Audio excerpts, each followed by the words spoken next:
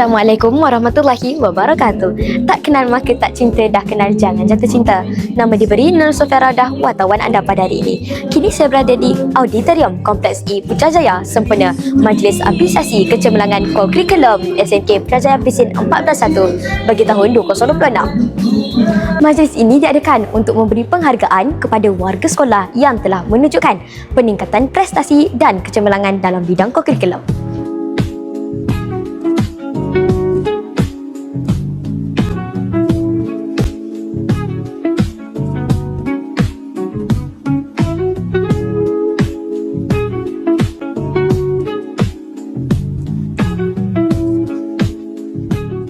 Assalamualaikum, kini saya bersama dengan Kaisara, seorang pelajar yang mendapat straight A dalam SPM pada tahun 2025. Boleh perkenalkan diri? Okey, seperti yang dah cakap tadi, nama saya Kaisara Alisha. Saya dapat SPM straight A plus untuk 2025. Boleh ceritakan sikit tak apa cabaran-cabaran yang dihadapi waktu musim SPM hari itu?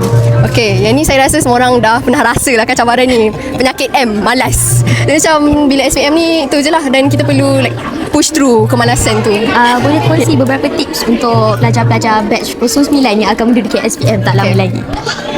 Antara tips dia, salah satunya doa. Sebab memang doa parents ni bagi saya memang penting sangat-sangat. Saya tahu yang diorang selalu doakan saya, yang sebab tu saya boleh dapat benda ni. Lepas tu, lagi satu, mestilah kita kena baik-baik dengan cikgu-cikgu. Kita kena selalu tanya soalan. Tapi yang lagi satu lah bagi saya yang importantnya ialah kita kena ada perasaan ingin tahu bila kita belajar. So macam bila kita curious, bila kita suka belajar tu, dia memang automatically kita akan tanya soalan, kita akan cuba faham. Dan bila kita cuba faham tu, in the end kita akan berjaya dalam subjek tu. Okey, terima kasih. Okey, pula boleh minta perkenalkan diri? Okey, Assalamualaikum. Saya Nur Arina, ibu kepada Kaisara.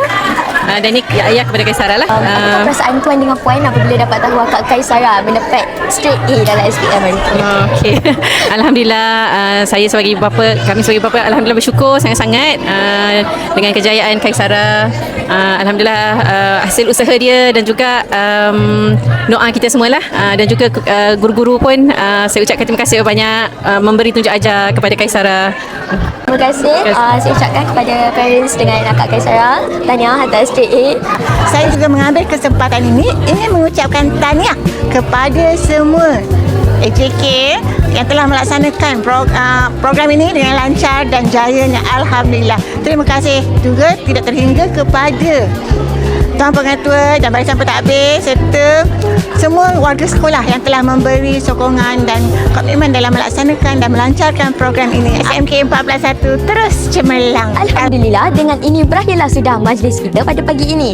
Moga-moga dengan memperbanyakkan lagi majlis seperti ini, warga sekolah SMK Putrajaya Pesin 14-1 akan tetap berusaha dan bersemangat untuk kekal aktif dari segi kurikulum dan akademik.